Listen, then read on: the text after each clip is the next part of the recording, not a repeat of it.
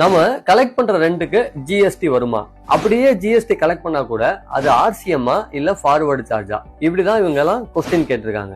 முதல்ல ரெண்ட் அப்படிங்கிறது வந்து ரெசிடென்சியல் டுவெல்லிங் யூனிட் அப்படின்னு சொல்லுவாங்க. அதாவது நீங்க உங்களுடைய வீட்டு உபயோகத்திற்காக ரெண்ட் கொடுத்தீங்கன்னா அந்த ரெண்டுக்கு ஜிஎஸ்டி வராது. இது ஃபுல்லி எக்ஸம்டட். அதனால அதுக்கு நீங்க ஜிஎஸ்டி கலெக்ட் பண்ண வேண்டிய அவசியம் இல்லை. அதாவது வீட்டுக்காக எடுத்தோம்னா சரி, இல்ல என்னோட வீடை வந்து கமர்ஷியல் பர்பஸ்க்காக எடுக்கிறாங்க அப்படின்னா என்ன சார் பண்ணணும்? நான் வந்து ஜிஎஸ்டில ரிஜிஸ்ட்ரேஷனே பண்ணல, பட் எனக்கிட்ட ரெண்ட்டுக்கு வாங்குறவங்க வந்து ஜிஎஸ்டில ரிஜிஸ்ட்ரேஷன் பண்ணிருக்காங்க. அப்ப அவர் என்ன பண்ணுவார்னா ரிவர்ஸ் சார்ஜ் மெக்கானிசம்ல கண்டிப்பாக ஜிஎஸ்டி கட்டணும். சரி, இல்ல நான் வச்சிருக்கிறதே கமர்ஷியல் ப்ராப்பர்ட்டி தான், இப்ப இது ஆர்சிஎம்ல வருமா ஃபார்வர்டு சார்ஜ்ல வருமா அப்படின்னு ஒரு கொஸ்டின் கேட்டீங்கன்னா, கமர்ஷியல் ப்ராப்பர்ட்டியை பொறுத்த வரைக்கும் எப்பயுமே ஃபார்வர்டு சார்ஜஸ் தான் வரும். அப்ப எப்ப கமர்ஷியல் ப்ராப்பர்ட்டியை நாம இன்னொருத்தவருக்கு வந்து வாடகைக்கு விடும் போது ஆட்டோமேட்டிக்கா ஜிஎஸ்டி வந்துடும். அதுக்கு 18% வந்து இந்த லேண்ட்லார்டு வந்து 12% கலெக்ட் பண்ணுவாரு. ஓகே, பட் அங்க ஆர்சிஎம் வர வேண்டிய அவசியம் இல்லை.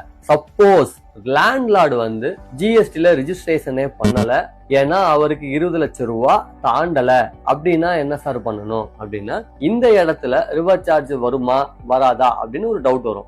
இதுக்கு ரிவர்ஸ் சார்ஜ் மெக்கானிசம் வரும். ஏன்னா லேண்ட்லார்டு வந்து அவர் ஜிஎஸ்டில ரிஜிஸ்ட்ரேஷன் பண்ணல, பட் அதை கொடுத்திருக்கிறது வந்து கமர்ஷியல் ப்ராப்பர்ட்டி, ரிசீவ் பண்றது வந்து ரிஜிஸ்டர்டு டாக்ஸ் பேயர். அதனால அவர் ஆர்சிஎம்ல ஜிஎஸ்டி கட்ட வேண்டியது கட்டாயம்.